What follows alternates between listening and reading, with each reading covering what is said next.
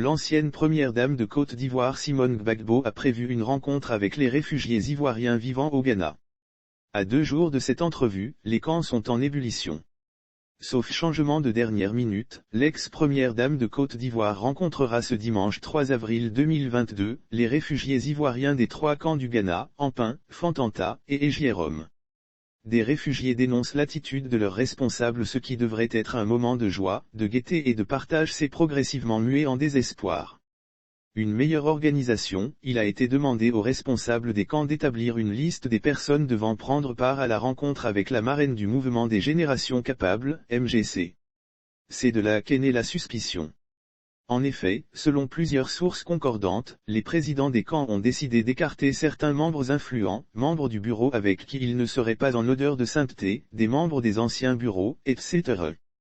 Cette décision serait une recommandation de Marthe Epieux, la présidente du comité d'organisation, et Idriss Ouattara, président de la coordination du PPACI en exil.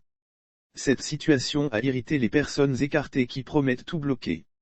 Nous qui connaissons les réalités d'ici, si on ne participe pas à cette rencontre avec notre maman, on va tout bloquer, que le comité d'organisation fasse ce qu'il veut. Nous, on regarde seulement. On n'est pas pressé.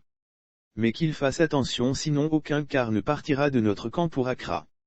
Nous qui connaissons les réalités d'ici, si on ne participe pas à cette rencontre avec notre maman, on va tout bloquer, a confié un ancien président de jeunes.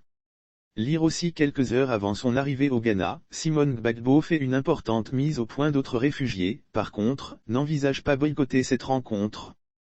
Que mon nom soit sur la liste ou pas, je serai à Accra.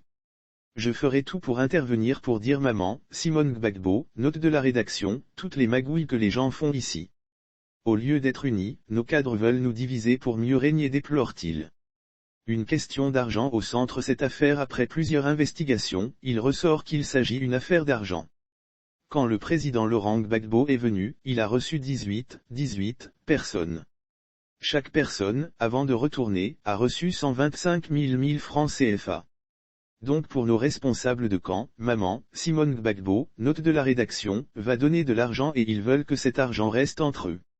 Voilà pourquoi on veut nous écarter, a révélé un habitant du camp de Fantanta, qui a également promis qu'il verra tout pour se rendre à Accra afin de participer à la rencontre.